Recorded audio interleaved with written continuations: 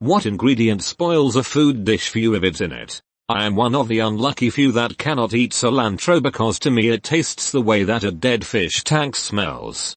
People won't believe me, my parents, MT fiance when we first started dating, and try to slip it into dishes to show me I'm just being picky, but I can always tell because it just tastes awful to me. I wish it didn't. Apparently it's a genetic thing, like when people can smell asparagus in their pee. Are you telling me not everyone smells asparagus piss? It tastes soapy to me. It's so strong and sharp. I can instantly taste when it's in a dish and it ruins the whole thing. One time I bit into a spring roll that was loaded with it. It tasted like it had been soaked in perfume. Non-crispy chicken skin. I'm immediately disgusted if I take a bite of chicken and the skin breading slides off of it in a butt of slimy crumbly mush in my mouth. Yes, crispy skin is a must, even if it requires the chicken to be a bit overcooked. Not for me. But my mom hates rosemary with a living budgeon.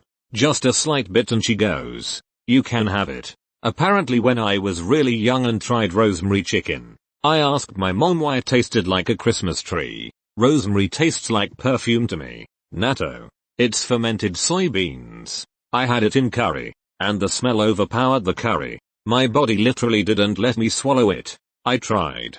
But it was like things got bite-butted and my digestive system was like, but not like this. Never like this. We are not dying this way. I don't know if it's my genes or something, but natto doesn't smell like anything to me.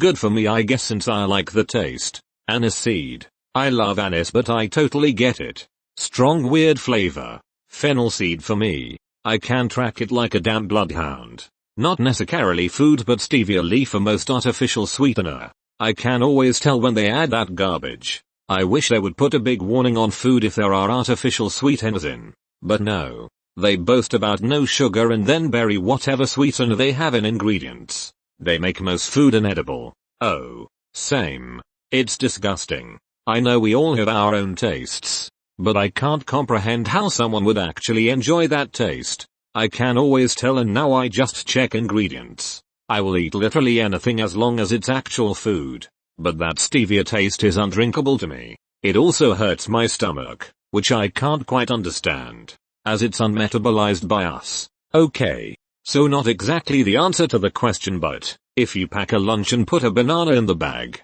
it contaminates everything with banana taste. I like bananas, but they spoil anything they're packed with. I can immediately tell if something was packed in the same bag or container as a banana.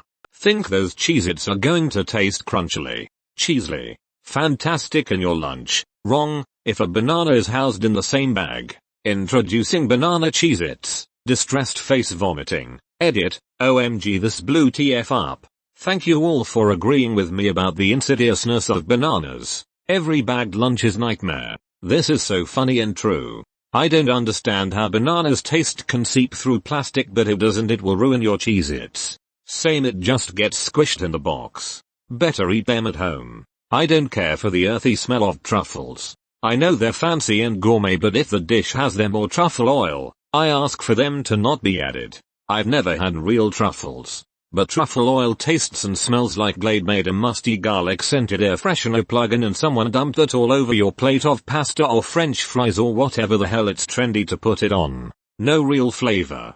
Just a bad perfume that coats your palate. Should be sold at Bath and Body Works for unbearable hipsters, not food stores. Actual truffles sound cool though. I like the whole lore of smart little pigs rooting around for them in the forest.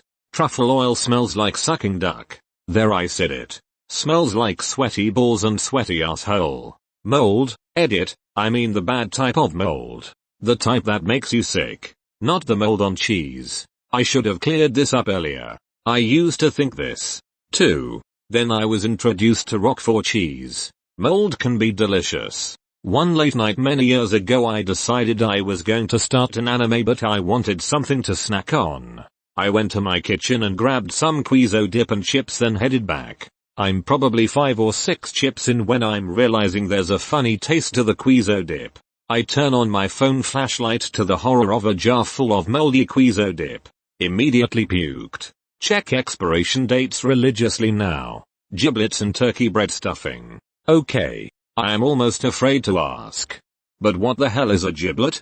Husband, is that you? Fennel seeds. Did you know? In India, fennel seeds are eaten after meals as mouth fresheners. It's surprisingly effective. I can't buy Italian flavored anything for this very reason.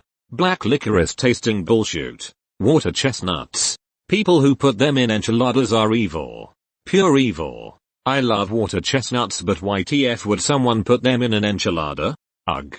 Like tiny spongy chalkboards rubbing against your teeth. Hate them. Celery. No. It's not the texture. It has a strong flavor that is really bitter. On another thread I learned there is a gene variation that causes this. Celery tastes fine to me. But just for your information, my soul will refuse to eat very few foods, but anything with celery in it is on that short list.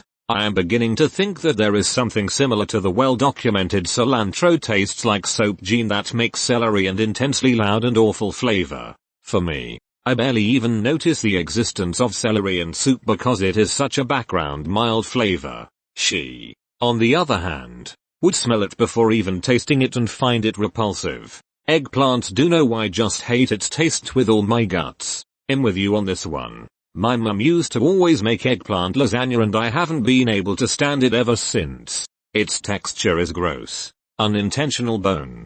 Edit 2. I'm not going to become a vegan. To each their own, but I'm not going to stop eating eggs or drinking milk simply for this very avoidable and rare scenario. I'm not here to preach what diets to do or not.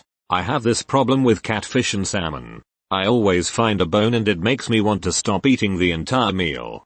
But that is exactly what boneless chicken is. Someone has removed the bones before cooking it. Green bell pepper and celery, coriander or fennel work of the devil.